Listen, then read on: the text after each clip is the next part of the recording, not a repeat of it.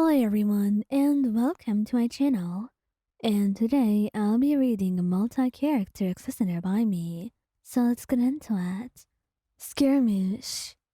Scaramouche was not really familiar with the concept of periods, so the fact that it happens already creeps him out.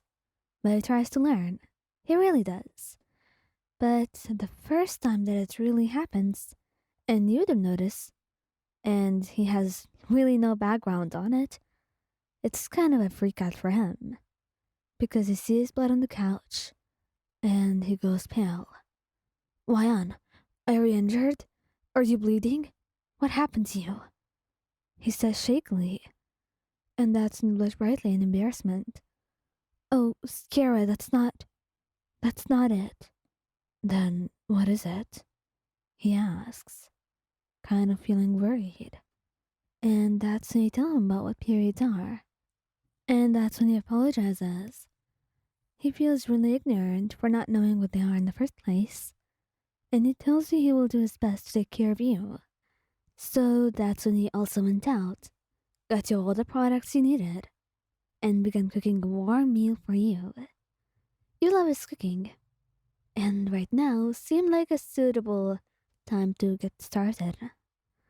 And honestly, by the way you were looking at him, he looked like you were in pain, but you were trying your best not to let it show. So you finished up as quickly as you possibly could, and put the plate down beside you, cupping your face in his hands and leaning in to press a soft kiss to your cheek. Scaramouche, I'm really sorry. I messed up your couch, you said, looking guilty. Is that what you're truly worried about? He looks at you, glaring a little bit. Really, the couch is the least thing I could care about right now. I'm just gonna give it to a cleaner or something, or I'm gonna clean it myself. Don't worry about it. Just feel better soon, okay? He was acting all too sweet about it.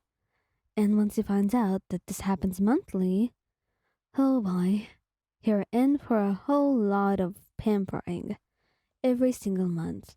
And honestly, probably the entirety of it. Because he feels really bad that you have to go through that in the first place. And honestly, I'm with him on that. Venti. Venti actually knew what periods are. I mean, he's an Archon and he's someone who loves interacting with people. And of course, he knows women and therefore knows of periods. Not to mention he's well read. It would be almost stupid if he didn't know. Which is why exactly he asks you about the time your period starts beforehand. So he can make sure that there are products in the house. Tampons, pads, or whatever you use. But it seems like you've forgotten that today might be the first day of your period, and you didn't notice.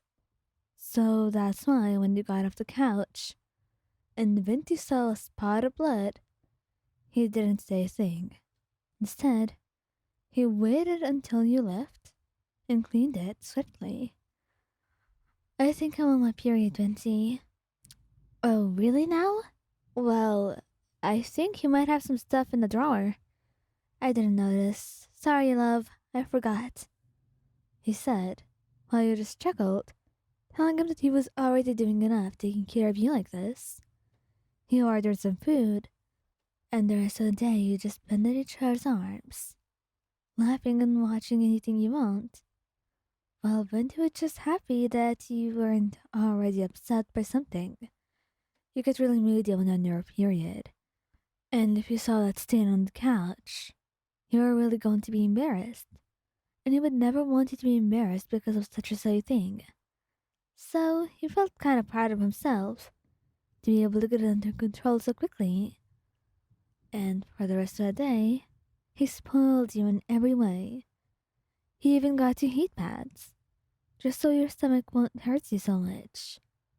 And honestly, overall, you were grateful for him, because he knew that if your body didn't have you that day, then Venti did. And he was absolutely going to make you forget whatever pain you were going through. And you couldn't wish for more than that. He was an absolutely amazing partner, and a very loving one too. And that's all you needed, and would ever want. Xiao, Well, you see, Xiao considered the other Yakshas as his siblings, and therefore he had sisters as well. So of course he would know what periods were, which meant he knew that women go through that every month and exactly how to take care of it. He was excellent at this. But the thing is, while you might have felt ashamed talking about it, Xiao was the total opposite, and it was actually kind of relieving.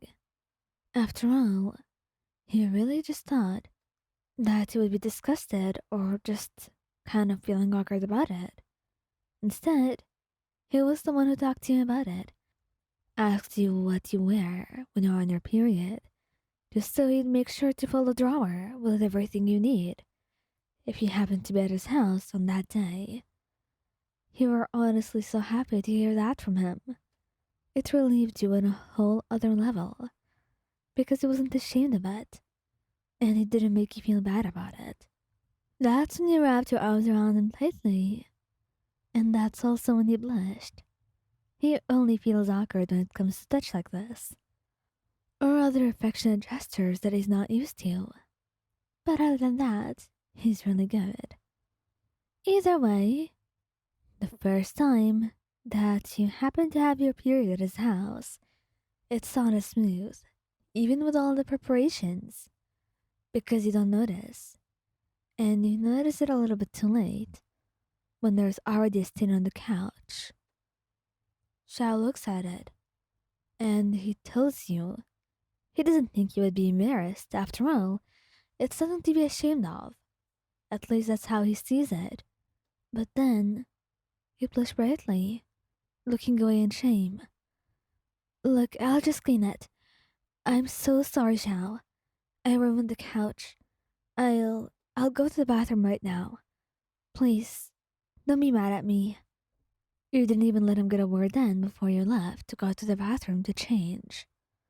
And by the time you were out, the stain was all gone. He had already cleaned it. And he was looking at you, very seriously. Moyan, please, do not be ashamed of this. It's just a period. It's nothing to be ashamed of. You know, I know it's like humans to be ashamed of these things. But with my sister, I was not ashamed of it. It did not disgust me or her. And I hope you can carry on that. I'm not insulting you or invalidating your experiences. I just think there's nothing for you to be ashamed of. You understand me? You rolled up, hugging him tightly. You were really grateful for him, and the way he would always make you feel loved, even in the smallest of ways.